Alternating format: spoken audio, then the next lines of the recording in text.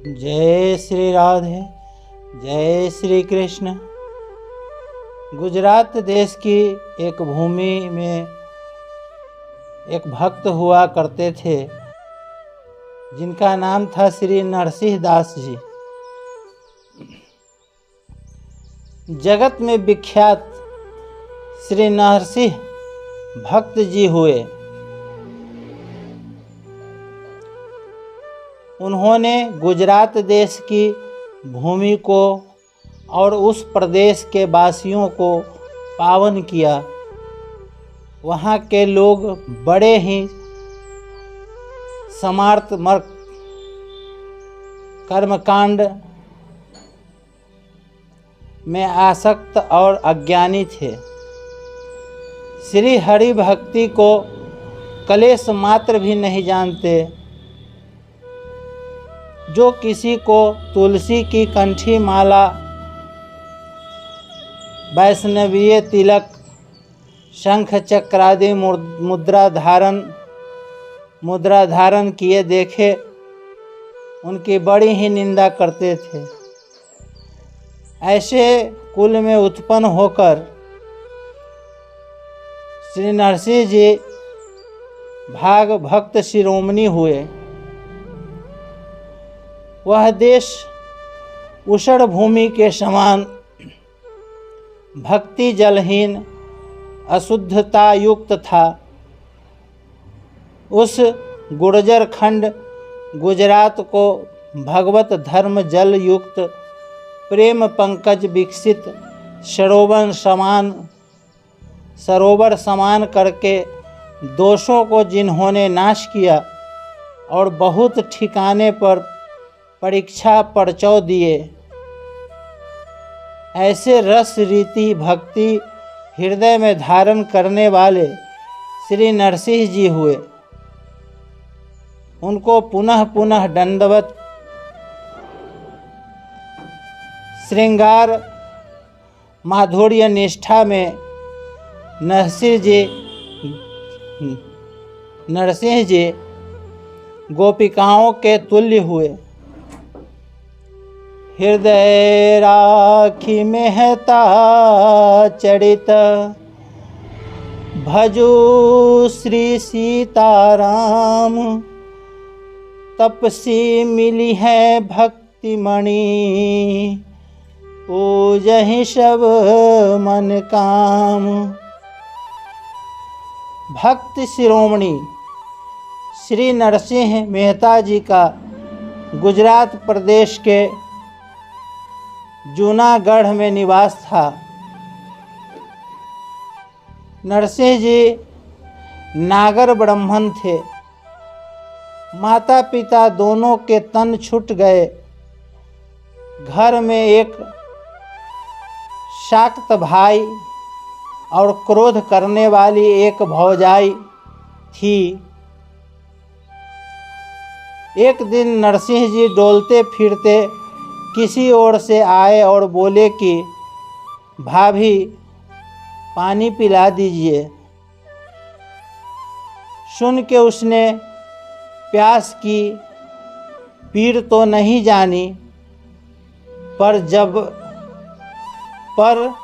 जरबर के बोली कि बड़ी कमाई करके तो आते हो, बिना जल पियाए कैसे काम चलेगा?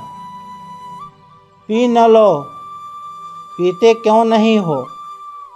उसका ऐसा उत्तर सुन अपमान से नरसिंह जी का शरीर कांपने लगा।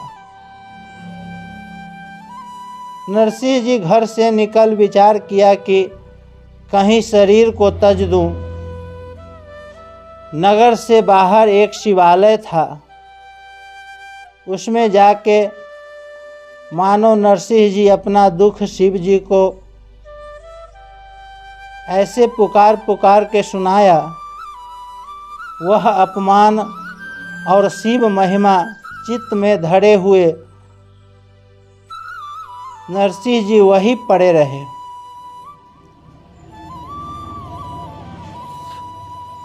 नरसिंहो अति सरस हिये, कहा देऊं समतूल, कहूँ सरस सिंगार रस, जानि सुखनी को मूल।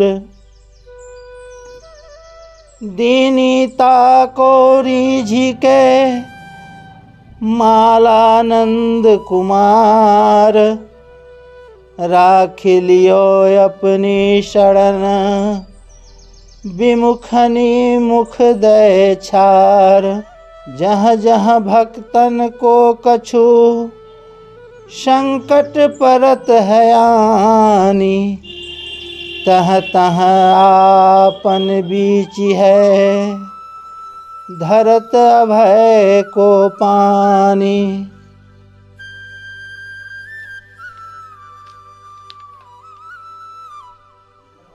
नरसिंह जी उस सुने शिव मंदिर में बिना अन्न जल 7 दिवस पड़े रहे, मंदिर के बाहर नहीं गए।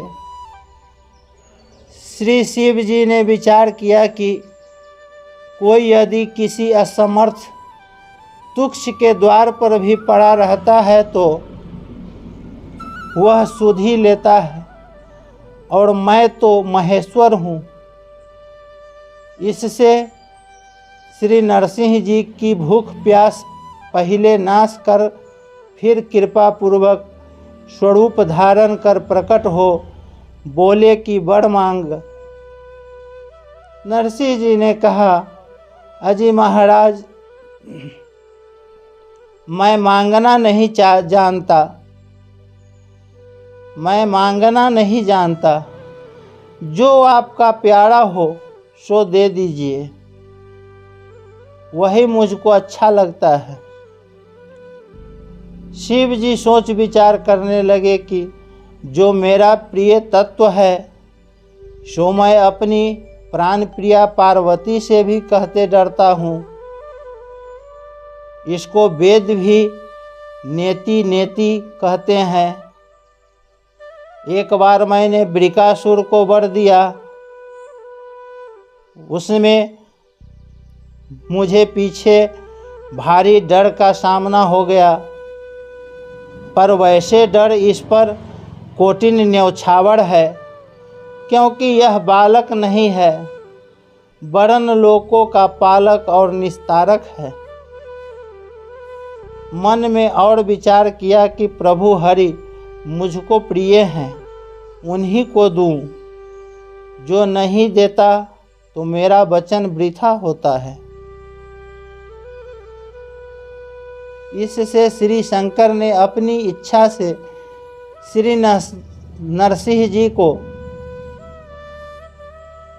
सखी तन दिया, और आप भी वैसे ही स्वरूप बनाकर अति कृपा से श्री नित्य वृंदावन रास मंडल का इनको दर्शन कराया, जहाँ मनिन जटित भूमि और अगणित अनेक प्रियाओं के मध्य लाल जी के दर्शन हुए। सोने से रचित हीराओं से जटित रास मंडल में दोनों प्रिया प्रीतम नाच रहे हैं।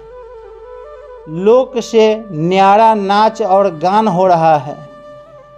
श्री श्याम श्यामा के रूप की अनूप उजियाली फैली है।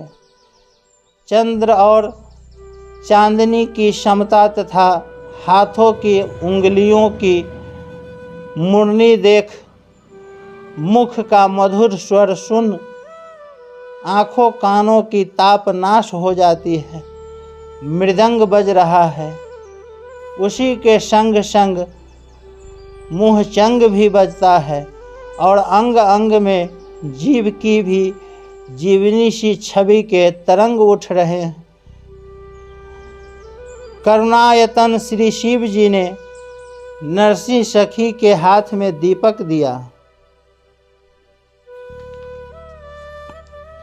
नरसिंह सखी जी श्री लाल जी को देखकर निहाल हो गई। लाल जी की भी दृष्टि इनके ऊपर पड़ी। जाना कि यह कोई नवीन सखी आई है। फिर अनुमान से जाना कि यह रंग भरी शिव जी की सहचरी है। शिव जी ने भी मंद मुस्का के नैनों की कोर से जनाया कि इसको अंगीकार कीजिए। अंगीकार करा के शिव जी इसको वहाँ से टाड़ के लिवा लाना चाहते थे, पर यह प्राण न्यौछावर किया चाहती थी। तब समीप आकर श्याम सुंदर जी ने भली भांति समझाया कि जाओ, यही हमारा ध्यान किया करो, और जहाँ स्मरण करके बुलावोगे मैं उसी समय वहीं दर्शन दूंगा। आज्ञा मान अपने ग्राम में तो आए, परंतु उस दर्शन के वियोग की चटपटी सी मन में लग गई। श्री नरसिंह जी अपने भाई से न्यारा एक स्थान बनाकर रहने लगे। हरि इच्छा से एक ब्राह्मण की कन्या से विवाह हुआ। उस पत्नी से 2 कन्या और 1 पुत्र उत्पन्न हुए। जगत में नरसिंह जी हरि भक्ति का बड़ा ही विस्तार किया। नरसिंह जी के गृह में बहुत से संत आते थे। उनको अनेक प्रकार से परस्पर सुख लिया करते थे। सदा प्रभु के गुणगान करते, रिझाते और भागवत सेवा विधि विधान से किया करते थे।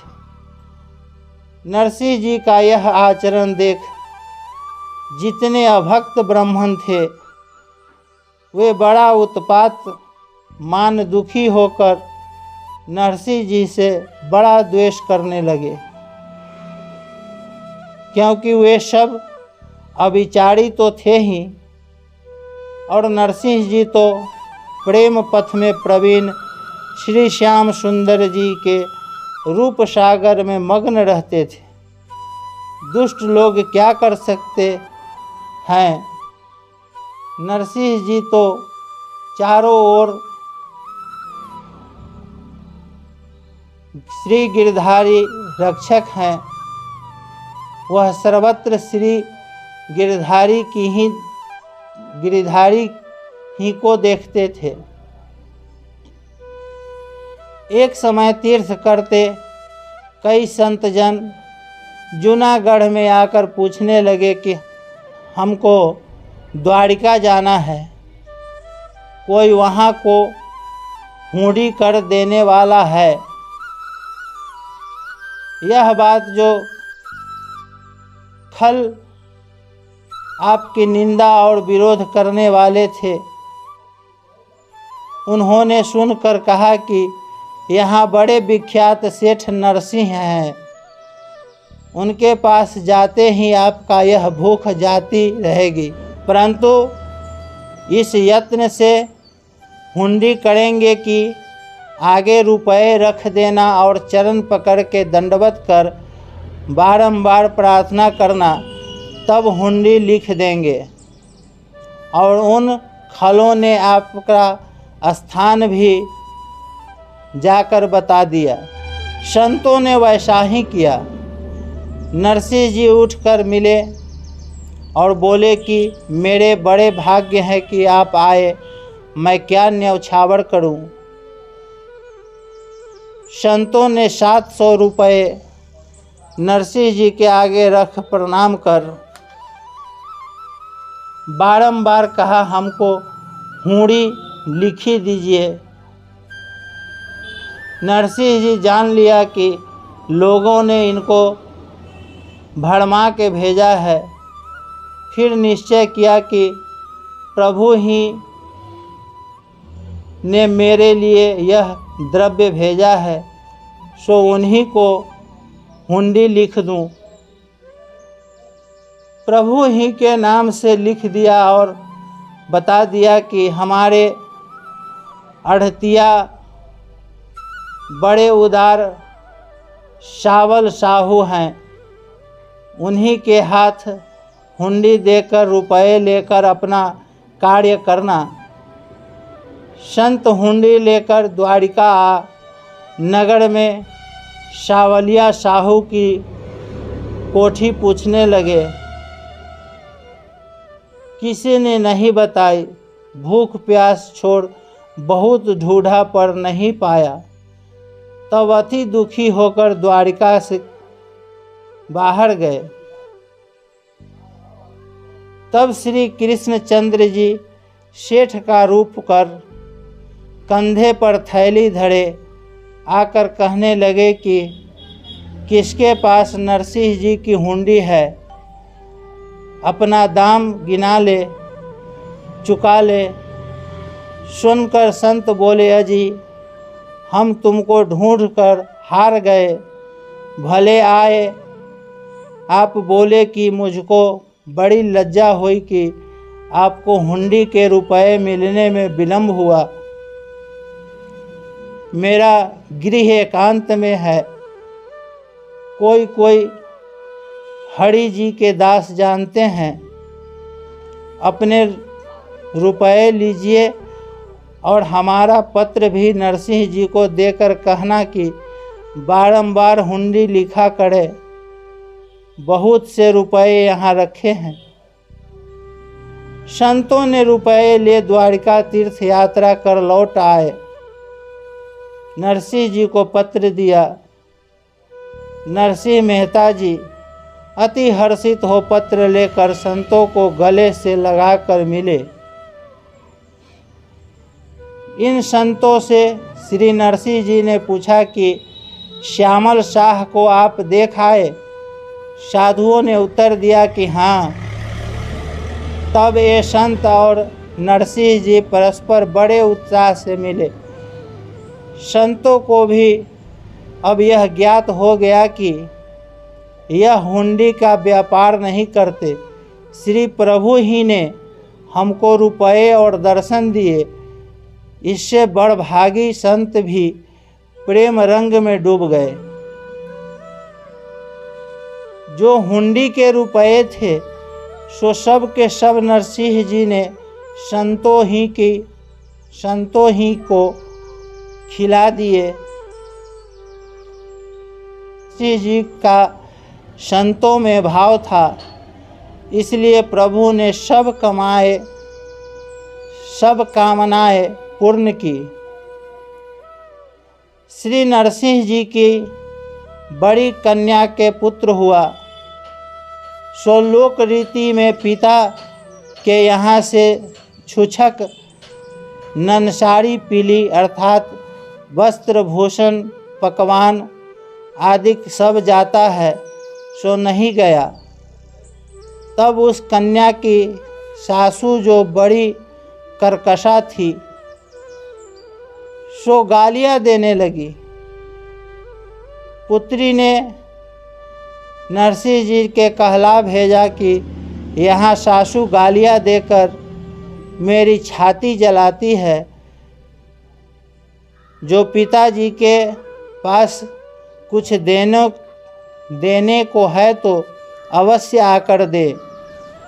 एक टूटी सी गाड़ी में 2 बूढ़े बैल जोड़ उसी पर चढ़ श्री नरसिंह जी चले।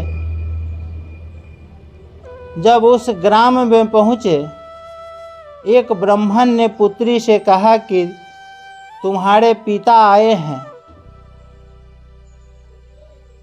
उसने आकर देखा कि कुछ पदार्थ पास में नहीं। तब अति उदास मुख करके कहने लगी कि जो आप कुछ लाए ही नहीं तो आकर किया ही क्या? नरसिंह जी ने उत्तर दिया कि चिंता मत कर, सासू के निकट जाके कह कि जो पदार्थ चाहे सो सब भले प्रकार एक कागज में लिख दे। कन्या ने सासू से समझाकर ऐसा ही कहा। वह बहुत रिसाकर कहने लगी कि मुझसे हंसी की है। फिर ग्राम भर के सब लोगों के नाम लिखवा दिया कि इन सब को वस्त्र भूषण चाहिए।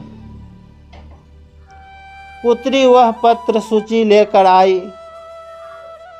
नरसिंह जी देखकर कहा कि फिर जा, किसी के लिए कोई वस्तु भूल गई हो सो भी लिखवा ला, पीछे नहीं मिलेगी। पुत्री ने फिर जाकर कहा।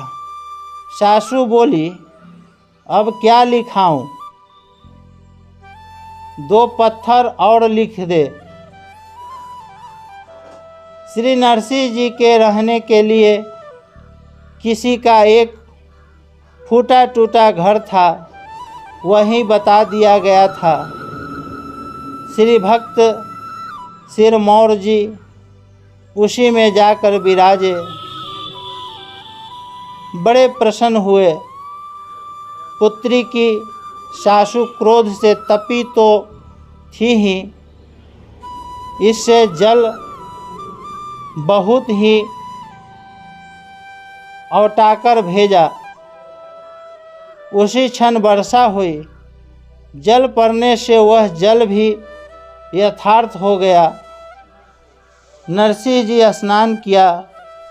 उस गृह में एक कोठरी थी, उसको झाड़ बहार कर द्वार में एक वस्त्र पर्दा डाल दिया और वह सूची पत्र भीतर रख तान पूरा ले प्रभु को स्मरण कर आप बाजा बजा कर गाने लगे। जितने पदार्थ उसमें लिखे थे सो सब उस कोठरी में प्रभु कृपा से पूर्ण हो गए। श्री नरसिंह जी ने सोने रुपये के आभूषण और सुंदर वस्त्र संपूर्ण ग्राम के लोगों को पहनाया। सब छवि से छा गए। नरसिंह जी आश्चर्य यश गाने लगे और 2 पत्थर भी सोने रूप के दिए। लिखने में उस ग्राम की एक स्त्री भूल गई थी।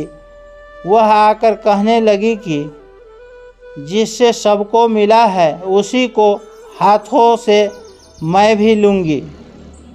कन्या ने नरसिंह जी से प्रार्थना की कि इसको भी मंगवा दीजिए जिससे मेरी लाज रहे।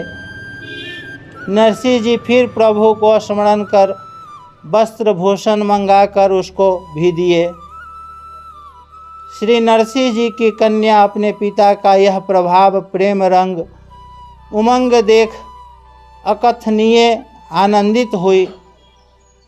पति आदिकों को भी विसार कर नरसिंह जी के साथ ही साथ जूनागढ़ चली आई। श्री नरसिंह जी को 2 कन्याएं थी।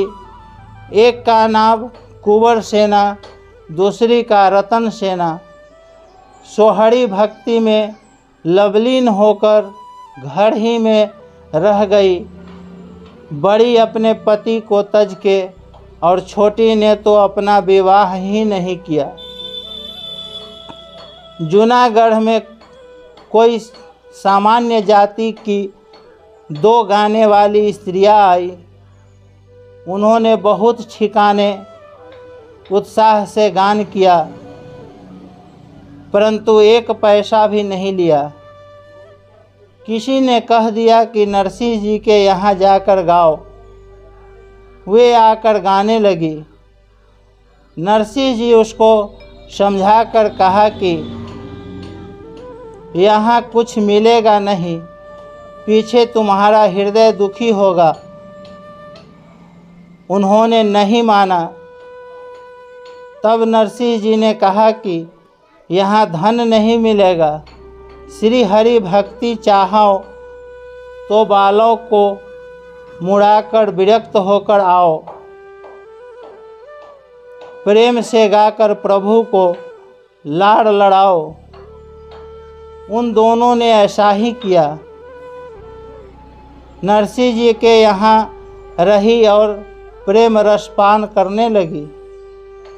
अब तो नरसिंह जी को प्रेमवती दोनों कन्याएं और साथ साथ ये दोनों रंग भरी गणवती, ये चारों मिलके प्रभु के आगे गान पूर्वक बाजे बजा बजा भाव बता बता कर नाचा करती थी। यह सब देख शालंग नाम ब्राह्मण, जो श्री नरसिंह जी का मामा और जूनागढ़ मंडल के राजा का प्रधानमंत्री था,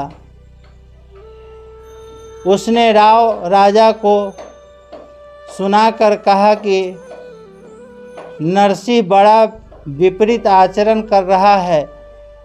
सो राजा की अनुमति लेकर बड़े बड़े दंडी और पंडितों का समाज इकट्ठा कर उसने कहा कि आप सब इसको शास्त्र रीति से परास्त कर कुमार्गी ठहराइए, तब हम देश से निकाल देंगे। यह कहकर 4 चपरासी भेजे कि जाकर नरसिंह को बुला लाओ। आकर इन्होंने नरसिंह जी से कहा कि चलो, राजसभा में पंडितों का समाज बैठा है, सो वहाँ वाद और विचार के निमित्त तुमको शालंग जी ने बुलाया है, हमें इसीलिए भेजा है। श्री नरसिंह जी ने सुनकर दोनों गाने वालियों तथा अपनी श्रोताओं से कहा कि तुम चारों कहीं टहल जाओ, मुझको राजा का भय है। उन्होंने उत्तर दिया कि राजा क्या कर सकता है, हम चारों के चारों आपके साथ ही सभा में चलेंगे। और गाते बजाते नाचते प्रेम रंग में भीगी भाव में मग्न चली। उसी प्रकार चारों प्रेमवतियों के साथ लिए श्री नरसिंह जी सभा में आए। नरसिंह जी की भक्ति तेज देख वह सभा प्रभाहत हो गई, सबके मुख उतर गए। तथापि पूछा कि यह कौन रीति है और किस ग्रंथ में लिखी है कि अपने साथ में निरंतर स्त्रियों को रखते हो। श्री नरसिंह जी ने उत्तर दिया कि आप सबको भगवत भक्ति की गंध मात्र भी नहीं प्राप्त हुई, इससे आपकी इस कोड़ी पंडिताई पर धूल पड़ गई। स्त्री हो या पुरुष हो, जिसमें भगवत भक्ति हो उसी का साथ करना चाहिए। देखिए, श्रीमद् भागवत में परमहंस श्री सुखदेव जी ने मथुरावासी ब्राह्मणों की स्त्रियों की कैसी सलाधा प्रशंसा की है, और उन ब्राह्मणों ने स्वयं अपनी भक्तिवती स्त्रियों की प्रशंसा कर अपने को धिक्कार दिया। श्री नरसिंह जी का भक्ति प्रभाव युक्त उत्तर सुन प्रतिपक्षी लोग परास्त हुए। तब एक हरि भक्त ब्राह्मण देव ने राजा से श्री नरसिंह जी के छुछक के प्रसंग का प्रभाव कह सुनाया कि महाराज, मैंने अपने नेत्रों से देखा है कि आपके एक कोठरी में पट डालकर प्रभु का यश गान किया, सो अनेक प्रकार के अमूल्य भूषण वसन निकले, ग्राम भर को पहनाया। यह सुन राजा नरसिंह जी के चरणों में प्रणाम कर बोला, आप जाके सुखपूर्वक विराजिए। श्री भगवान नाम यश सदा गान कर आनंद से गरजिए, क्योंकि आपने श्री हरि को वश में कर लिया, सो उनके भाव प्रेम में मग्न रहिए। सुनकर श्री नरसिंह जी आनंद से अपने घर चले आए। इसके अनंतर एक वार्ता और सुनकर हृदय में धारण कीजिए। भक्त शिरोमणि श्री नरसिंह जी प्रभु के मंदिर में सुंदर प्रेम उत्साह में भरे केदारा राग में प्रभु का गुणगान किया करते थे। तब श्री श्याम सुंदर के कंठ से फूलों की रसाल माला टूटकर नरसिंह जी को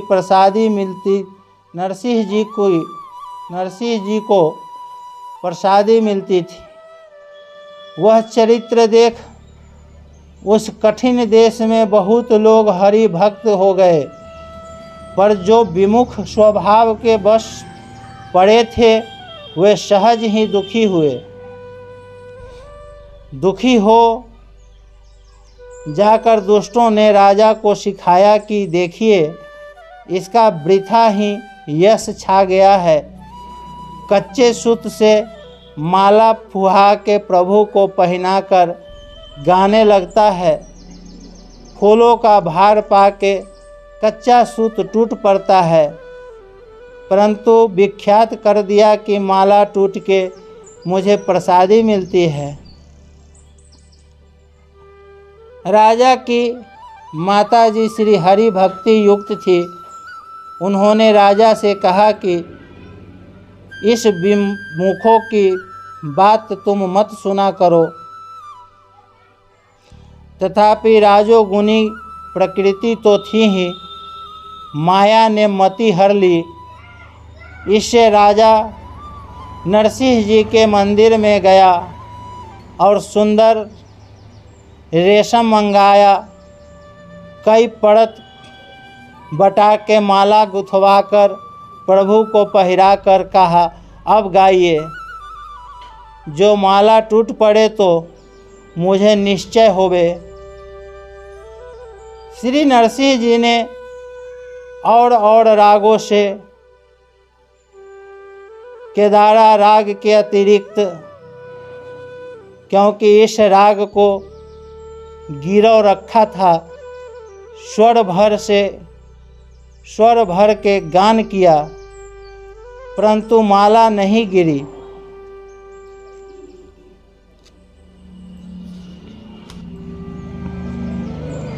माला का न टूटना देख दुष्ट लोग बड़े ही प्रसन्न हुए।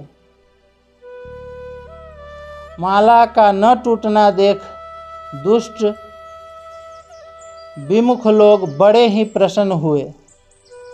तब श्री नरसिंह जी प्रभु के सन्मुख नए नए चोजों से उलाहना देकर कहने लगे कि मैंने ग्वाल के बालक का स्वभाव जान लिया। ऐसे कंजूस हो कि पैसे की माला हृदय में गह रहे हो, दी नहीं जाती। मैं क्या करूं? मेरे जी को तो यही रूप प्यारा लगता है। लाखों भांति समझाने से नहीं समझता। देखो, श्री लक्ष्मीपति नारायण ऐसे महान बड़े हैं कि ब्रह्मांड भर को अनेक पदार्थ देकर पालन करते हैं और अपने भक्तों की इच्छा पूरी करते हैं, परंतु मेरे भाग में तो गोपाल ही लिखे हैं। उसको कौन अन्यथा कर सकता है? इसी समय इन्हीं की पूर्ण छवि की अभिलाषा करता हूँ। यह दशा है कि एक माला अपने उर से अलग नहीं करते हो। हे प्रभु, इस कृपणता में मेरा क्या जाएगा, तुम ही को कलंक लगेगा। लो अब हार को निशंक अपने कंठ में रखे रहना, मुझ भक्त को मार डालो। वहाँ एक सेठ था, उसने 2 विवाह किए थे। उसकी एक स्त्री बड़ी भक्ता थी, सो उसने श्री नरसिंह जी से कई बार प्रार्थना की थी कि मुझे श्री हरि के दर्शन करा दीजिए। नरसिंह जी ने कहा भी था कि बहुत अच्छा। सो प्रभु ने अपने भक्त की वाणी सत्य करने तथा केदारा राग छुड़ाने के लिए नरसिंह जी के रूप से जाकर पुकारा। स्त्री बड़भागी ने केवाड़ खोल दर्शन पाए, प्रणाम किया और उनका अभागी पति साहू मुंह पर वस्त्र ओढ़े सोता रहा। उसने दर्शन नहीं किए। अपनी स्त्री से कह दिया कि रुपए लेकर कागज लिख दे दो। उसने द्रव्य लेकर राग वाली लिखत फेर दी और प्रेम से कुछ मेवे मिठाई खिला विनय भी किया। यह जानब सत्संग प्रभाव, लो कहूँ वेद न उपाऊ। प्रभु ने कृपा कर उसको प्रेम से भिगा दिया, कृपा की जय। घर आने पर भी अभागों को भगवत भागवत के दर्शन यूँ नहीं होती। तुलसी या संसार में सबसे मिलिए धाय, क्या जाने कोई रूप महा नारायण मिली जाए। श्री नरसिंह जी ने संत सेवा के लिए कुछ द्रव्य लेकर केदारा राग सेठ के यहाँ गिरो रख दिया था।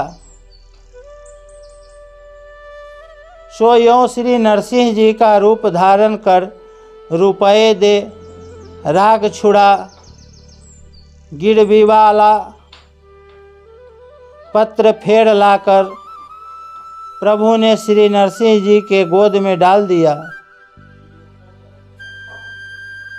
तब नरसिंह जी जान गए कि कृपा सिंधु प्रभु छुड़ा लाए। इससे आनंद युक्त हो केदारा राग गाने लगे और दिन तो माला ही टूट पड़ती थी। उस दिन कृपालु प्रभु की मूर्ति ने स्वयं चल के झन झन नुपुर बजाते आकर श्री नरसिंह जी को अपने करकंज से ही माला पहना दी। देखकर सब भक्तों ने जय जय धन्य धन्य किया। राजा नरसिंह जी के चरणों में लिपट गया और यह प्रभाव देख हृदय में भक्ति भाव को उसने धारण किया। अभागे दुष्ट विमुख लोग जो थे वे लज्जित हो खिसिया के उठ गए, परंतु श्री नरसिंह जी को और प्रभु को प्रणाम तक नहीं किया।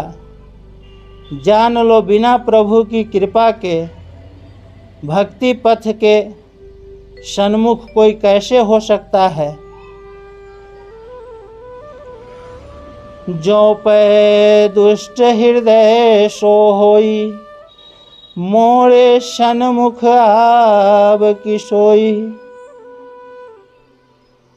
जिसका दुष्ट हृदय होगा वो प्रभु के सन्मुख कभी नहीं जा सकता है। रतन सेठ ने श्री नरसिंह जी के ठाकुर जी से मानता कि यदि मेरे घर पुत्र होवे तो मैं अमुक सामग्री से आपकी पूजा करूं। श्री हरि कृपा से उसी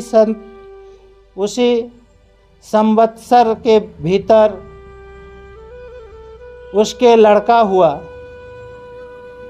सेठानी लड़के की माता ने लाख कहा, परंतु कृपन रतन ने बहुत काल तक टाला ही किया, पूजा नहीं चढ़ाई।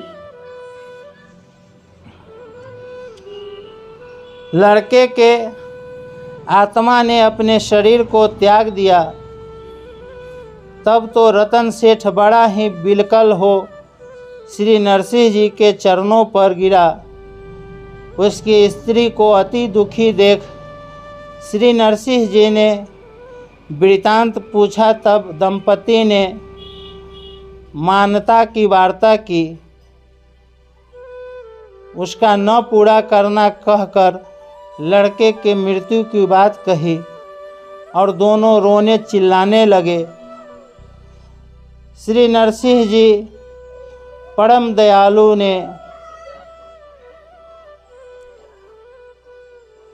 जो सेठानी की भक्ति से प्रसन्न रहा करते थे, प्रभु से बड़ी प्रार्थना की। हरि ने कृपा कर उसके पुत्र को जिला दिया। दंपति ने बड़े प्रेम तथा धूम से ठाकुर जी की पूजा की और रतन सेठ भी बड़ा भक्त हो गया। यह घटना 1652 की है।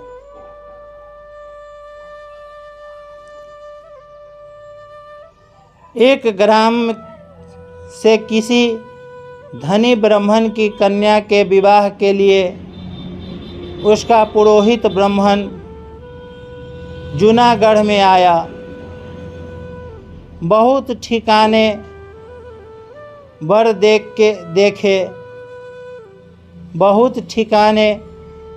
देखे परंतु उसको कोई अच्छा न लगा। किसी ने कहा कि यह पुत्र नरसिंह जी के बहुत सुंदर हैं। सुखपूर्वक आके उस ब्राह्मण ने श्री नरसिंह जी से पूछा, आपने पुत्र को दिखा दिया। देखते ही विप्र जी का मन हट गया और उन्होंने तत्काल तिलक कर ही तो दिया। नरसिंह जी ने कहा कि कन्या के पिता धनी हैं, मैं उनके योग्य नहीं हूँ। पुरोहित जी ने उत्तर दिया कि आप सब लायक हैं। तिलक करके बाण के समान वेग से आए और कन्या के पिता से नाम सुनाया कि मैं नरसिंह जी के पुत्र को तिलक चढ़ा आया हूँ। सुनते ही कन्या का पिता दुखित हुआ तथा उदास हो माथा हिला के और ठोक के कहने लगा कि वह तो ताल कुटा है, मेरी कन्या को तुमने तो डुबा दिया। मुझको 10 बात का बड़ा ही दुख है। जाओ तिलक फेर लाओ।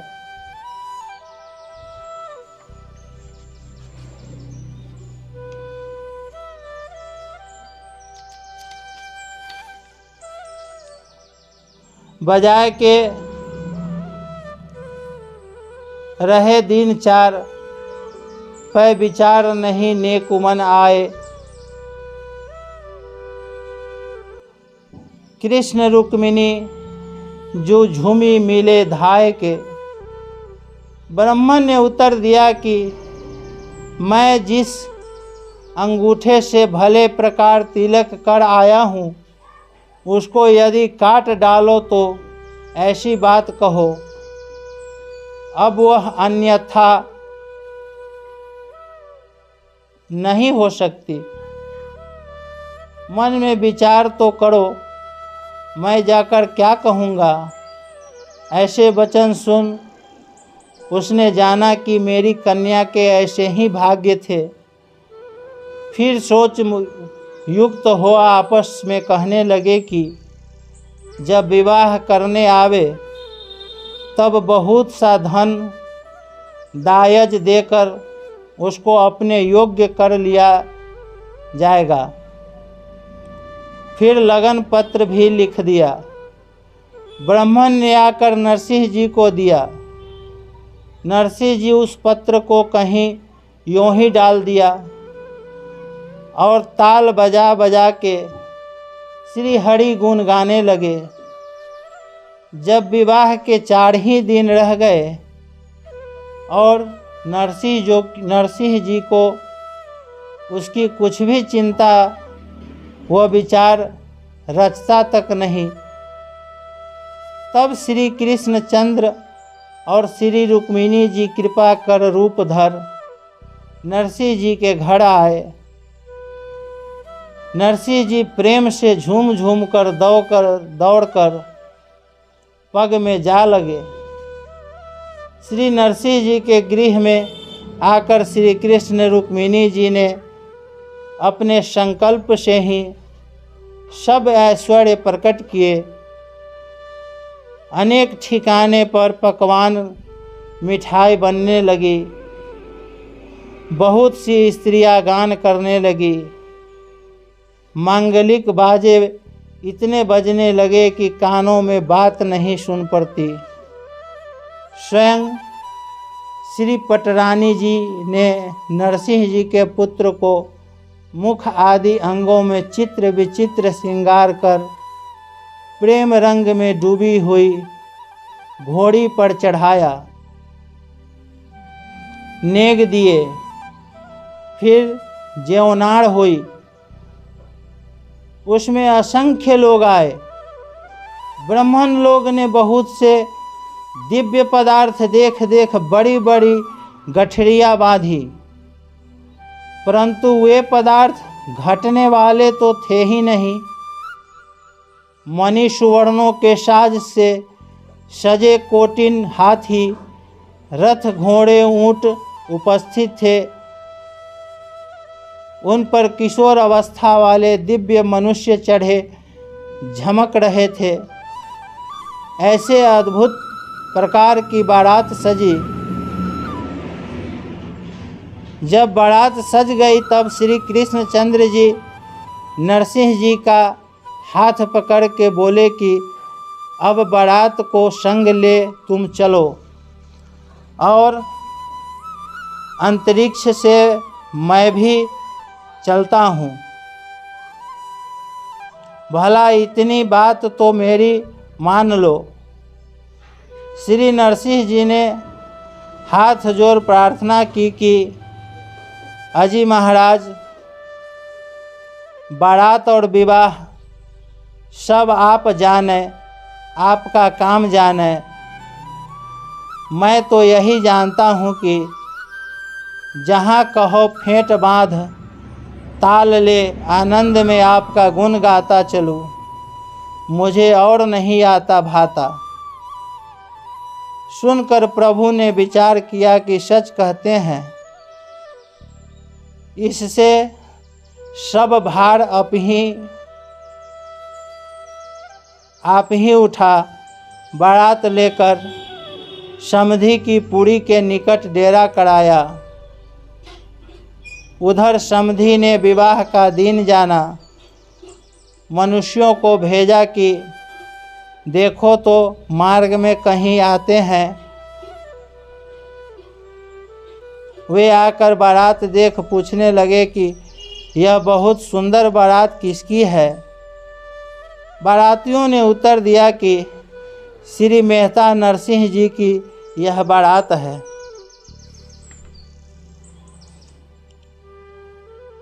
श्री नरसिंह मेहता जी की बारात है। यह सुन वे लोग विचारने लगे, कहने लगे कि यह नरसिंह जी की बारात तो नरों की बारात के समान नहीं है, अर्थात देवतों की बारात के समान है। ऐसी बारात इस लोक में तो नरसिंह नहीं पा सकते। ऐसी समझ अपार है। और उन लोगों ने दौड़कर आकर बेटी के बाप से बारात की बड़ी बड़ाई की। सुनकर उसकी शुद्ध बुद्ध भूल गई। विश्वास न करके वह कहने लगा कि हंसी करते हो, यथार्थ कहो। इतने में जिन ब्राह्मण ने वर को तिलक किया था सो भी बारात देख वहाँ ही आए। उन ब्राह्मण जी ने प्रेम रंग का उमंग अंग में नहीं समाता था। वे कहने लगे कि जितना तुम्हारा धन है सो बारात के घोड़ों के घास मात्र को नहीं पूरा कर सकेगा। देखो, श्री नरसिंह जी की भक्ति का सारांश चारों दिशाओं में छा रहा है।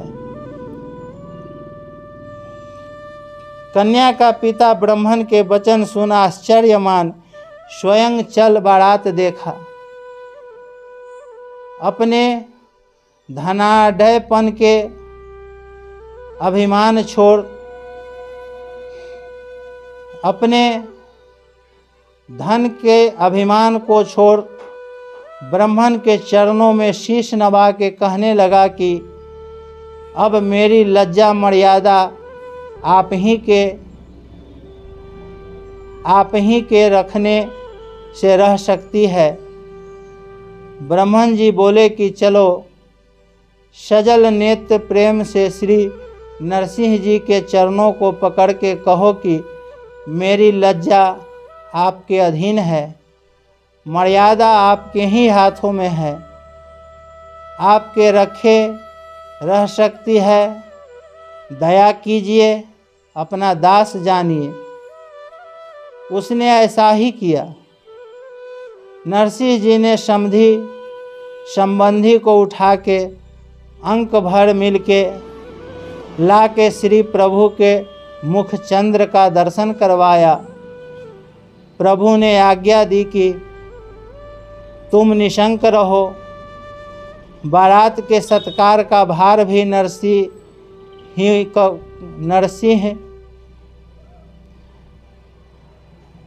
बारात के सत्कार का भार भी नरसिंह ही को है। तुम केवल कन्यादान मात्र कर दो। फिर दोनों ओर का संभार श्री प्रभु ही ने किया। बड़े आनंद और धूमधाम से विवाह कर श्री नरसिंह जी के घर आकर ऐश्वर्य सहित प्रभु अंतर्ध्यान हो गए।